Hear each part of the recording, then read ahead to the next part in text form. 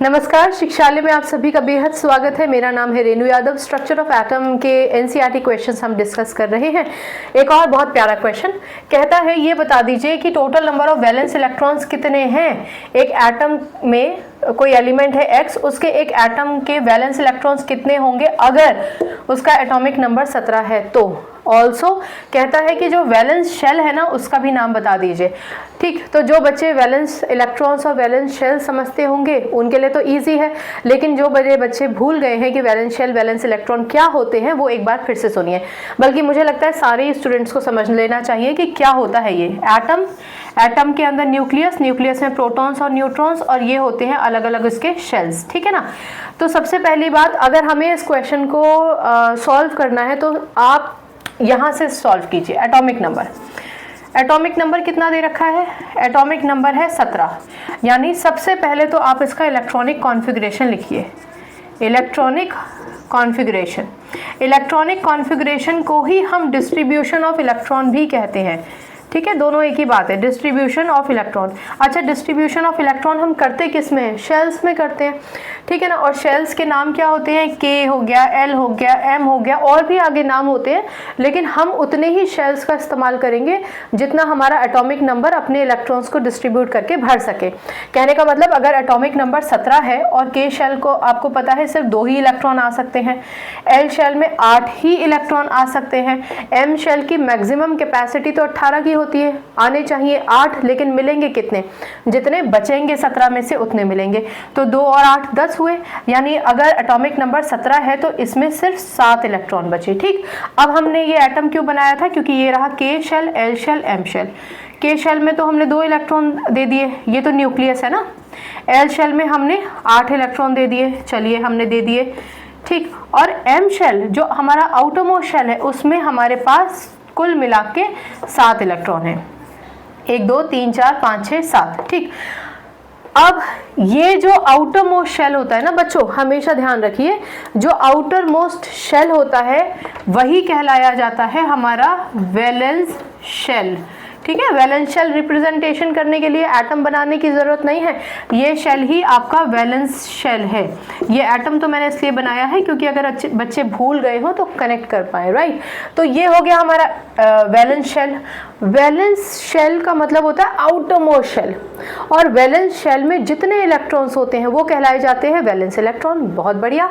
तो अब उन्होंने दोबारा से क्वेश्चन पढ़िए, पूछा क्या है? कहता है what is the number of valence electrons in the atom of an element X। तो आप कहेंगे number of valence electrons, number of valence electrons in an atom of element X are.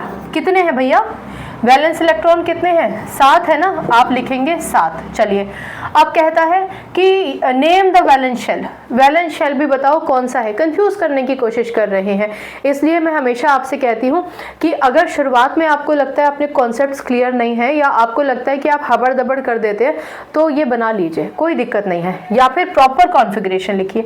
तो ये पूछते हैं वैलेंस शेल कौन सा है, तो ऑफकोर्स वैलेंस शेल आप खुद बता सकते हैं। अब तो वैलेंस शेल इज M है आपका वैलेंस शेल, और ये है आपका आंसर। ठीक, क्वेश्चन बहुत प्यारा था। इन्होंने अपने तरीके से कोशिश की कि आपको थोड़ा सा कंफ्यूज करें, लेकिन अगर आपके कॉन्सेप्ट क्लियर है तो आप कंफ्यूज नहीं होंगे। वैलेंस इलेक्ट्रॉन्स का मतलब होता है सबसे बाहरी वाले शेल में कितने इलेक्ट्रॉन होंगे। अगर एटॉमिक नंबर 17 से ज़्यादा होता, 22 होता, 23 होता, तो एक और शेल हमें बनाना पड़ता जिसका नाम हम N के नाम से जिसे जानते, तो वो वैलेंस शेल हो जाता। लेकिन इसका एटॉमिक नंबर ही 17 है, इसके तो इलेक्ट्रॉन ही सिर्फ 3 शेल्स में समा गए। ठीक है, तो जो बाहर वाला शेल है वो वैलेंस शेल है। बाहर वाले शेल में जितने इलेक्ट्रॉन है वो वैलेंस इलेक्ट्रॉन्स हैं। ठीक, आई होप आपको ये समझ में आया होगा।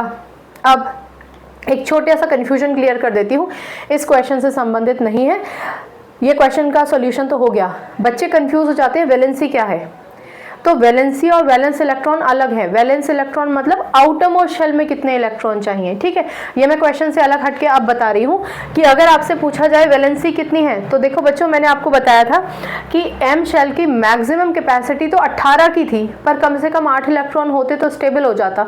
अब इसको सिर्फ कितने इलेक्ट्रॉन की ज़रूरत है? 1 इलेक्ट्रॉन की। तो वो इलेक्ट्रॉन जो एक एटम लेता है या अगर उसके पास ज़्यादा हो तो देता है या शेयर करता है, वो वैलेंसी कहलाई जाती है। इसलिए वैलेंस इलेक्ट्रॉन और वैलेंसी में कंफ्यूज नहीं होना है।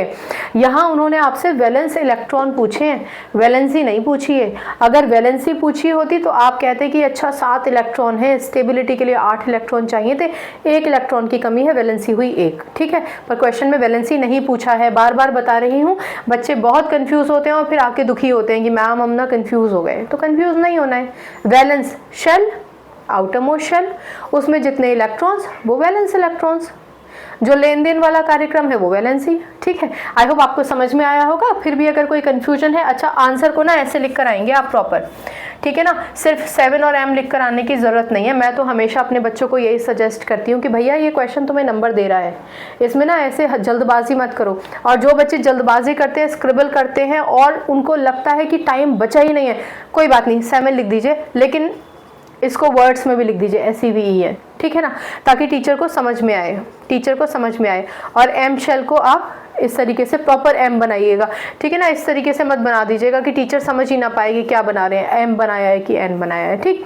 तो जल्दबाजी अपनी जगह, लेकिन आंसर में नंबर पाने हैं, ये थॉट हमेशा रखकर चलिए।